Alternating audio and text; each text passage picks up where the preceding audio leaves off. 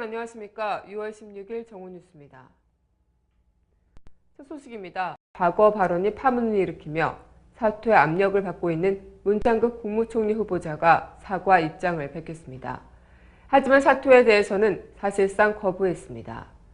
문 후보자는 어제 자신의 발언에 사과 입장을 밝히면서 후보직 사퇴에 대해서는 사실상 거부 의사를 밝혀 여야 간 첨예한 대립이 불가피해지고 있는데요.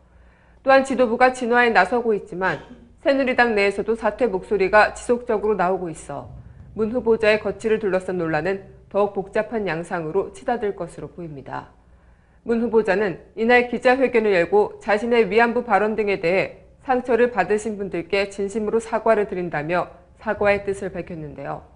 하지만 논란이 되고 있는 칼럼과 발언들은 모두 언론인 시절의 일이라며 사실상 총리 후보직 사퇴를 거부했습니다. 오히려 직접 나서 각각의 발언에 해명하는 모습을 보이며 자신에 대한 비판을 정면 돌파하겠다는 의지를 보인 모양새입니다. 문 후보자가 사과와 해명에 나섰지만 새정치연합은 청문회 통과를 위한 변명에 불과하다는 입장 아래 후보직 사퇴를 재차 요구했습니다. 반면 새누리당에서는 인사청문회를 통해 문 후보자를 검증해야 한다고 주장하며 문창극 밀어붙이기에 나서는 모양새인데요. 안대희 전 국무총리 후보자가 정관 예우 논란으로 자진 사퇴한 데 이어 문 후보자까지 낙마할 경우 박근혜 정부의 리더십에 타격이 심각하다고 판단한 것으로 보입니다.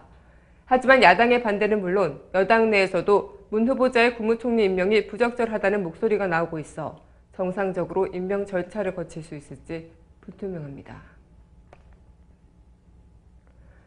다음 소식입니다. 일본군 위안부 강제 동원을 인정한 고노다마가 한일 당국 간 타협의 산물이라는 내용을 담은 보고서가 일본 의회에 제출될 전망입니다. 일본 정부가 검증이라는 수단을 빌미로 본격적인 고노다마 흔들기를 시작한 것으로 평가됩니다. 정부는 일본이 고노다마를 훼손하는 검증 결과를 발표할 경우 정면 대응에 나갈 방침이라고 밝혔습니다.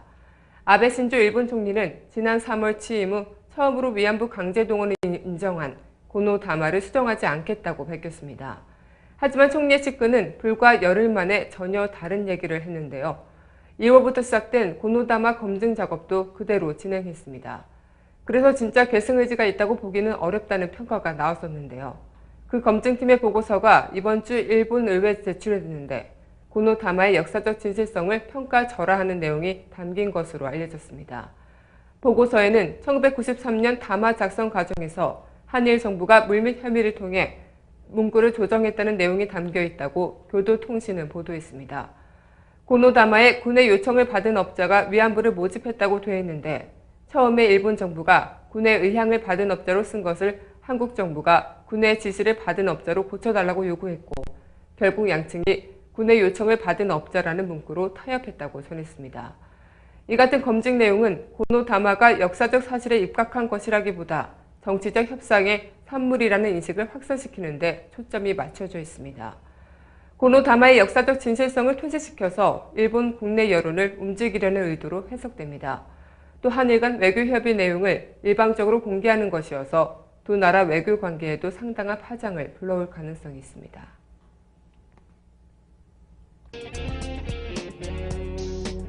단신입니다. 세월호 참사가 발생한 지 16일로 2달을 맞습니다.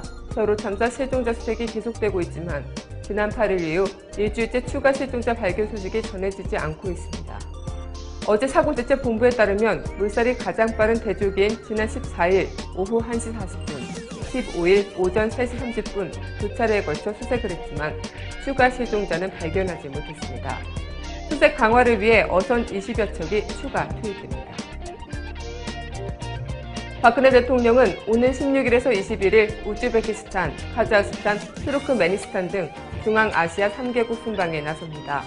박 대통령의 국빈 자격으로 각국을 방문하며 각국 정상들과의 회담을 진행할 예정입니다.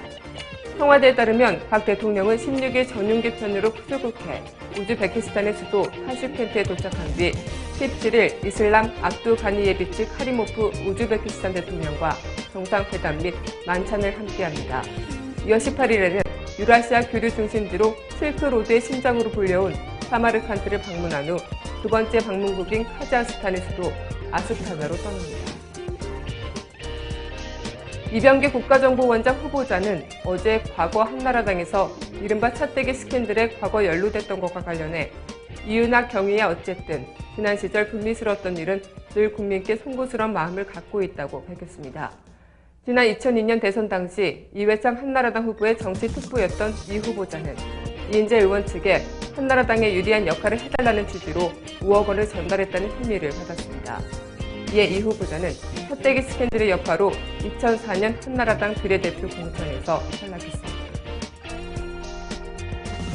지난해 12월 철도노조 파업 당시 지도부 체포작전을 막다가 연행된 노조 관계자 등 138명에 대한 사법 처리가 마무리됐습니다.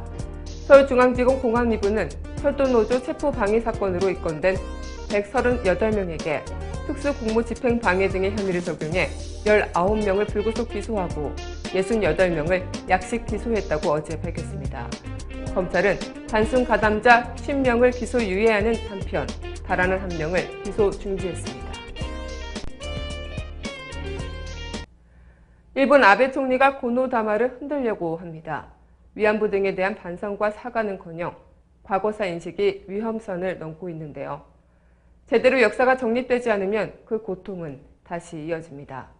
이러한 때에 우리는 보다 분명한 역사관이 필요한 시점입니다. 오늘 뉴스를 마치겠습니다. 고맙습니다.